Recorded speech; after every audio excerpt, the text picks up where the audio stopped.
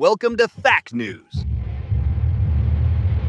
There's a moment in international politics when words become more than just rhetoric, when they ripple across borders, into the hearts of beleaguered citizens, into the calculations of allies and adversaries. In a recent statement, Donald J. Trump declared that he believes Ukraine is capable of reclaiming all of its territory from Russia. That assertion isn't just a political talking point, it's a signal, a spark, and a high-stakes prediction carrying weight for the region, the world, and for future strategies in the ongoing conflict. At the core of this belief is the idea that Ukraine's resilience isn't merely moral or symbolic, it is strategic, tactical, and perhaps even inevitable. Ukraine has for months, even years, been engaged in a struggle that has devastated cities, displaced millions, tested international bonds.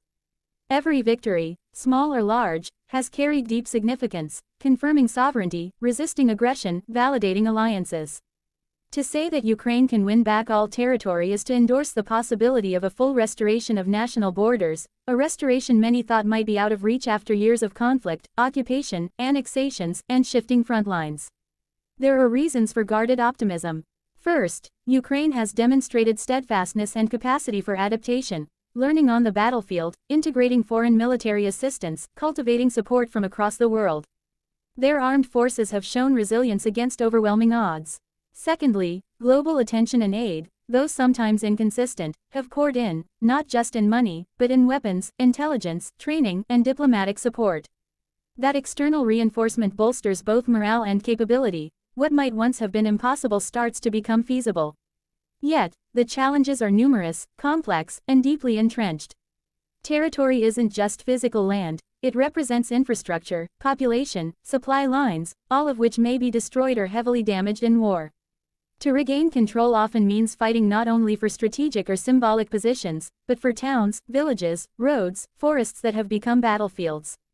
Even when Ukraine pushes forward, issues of logistics, supply, medical care, soldier welfare, attrition, and maintaining political unity at home loom large. Border regions held by Russia or Russian allied forces have seen fortifications, entrenched defenses, retaking them won't be easy. Another challenge is international politics. The world watches closely, but in many cases, support comes with limits. Assistance might be capricious, sanctions can be uneven in implementation. Some countries may hesitate to escalate tensions with Russia too far. Diplomacy may push for negotiation and compromise, sometimes at the cost of maximal territorial recovery. Trump's statement also winds its way through this landscape, as both encouragement and provocation, buoying Ukraine's resolve while reminding others of what is at stake. Trump's assertion matters not only for its optimism, but for its framing. By saying Ukraine can win back all of its territory, he sets a standard. He rejects partial outcomes or permanent losses. Accepting anything less can become precedent. For Ukraine and its allies, that framing becomes a rallying cry. It means pushing beyond mere survival or stalemate, demanding strategy aimed at total restoration. It also sends a message to Russia that stepping stones of territory might become focal points of renewed offensives, pressures, or incursions. For those who support Ukraine, Trump's words offer a moral boost, reminding Ukraine's citizens, soldiers, supporters abroad, that none of the territory should be conceded permanently. It's about dignity, identity, national integrity. But rhetoric must align with reality. Strategies must be planned, resources must be mustered, and sacrifices must be accepted. Those who hope for full victory must consider the cost in lives, in time, in resources. From the international perspective, there's also risk. Russia is a major power with nuclear arms. Escalation could lead to unpredictable consequences. Diplomacy channels must remain open. The global economy, energy supplies, food exports, all are interlinked with this conflict. Instability in Ukraine or escalations elsewhere, in neighboring states, or involving NATO, could have spillover effects far beyond Ukraine's borders. Allies must assess how much risk they are willing to take, for how long, and under what conditions. Within Ukraine itself, the population is both an asset and a challenge. The people have endured occupation, displaced communities, trauma, infrastructure collapse. Reclamation of territory means returning homes, restoring services, clearing mines, rebuilding cities, often at great cost. Psychological resilience is vital. Belief that the fight is not just hopeless or endless, but that victory, real, full, complete, has a possibility. Leaders must steer not only military campaigns but also healing, reconstruction, unifying diverse regions, maintaining morale. If people begin to believe that some losses are inevitable, or that partial compromise is the only option, the political will may erode. The question also becomes, when and how? Military campaigns require timing, coordination, intelligence, momentum. Conditions matter. Winter versus summer, supply lines, weather, morale. Global political windows matter. When international attention is high, when sanctions tighten, when allies show unity.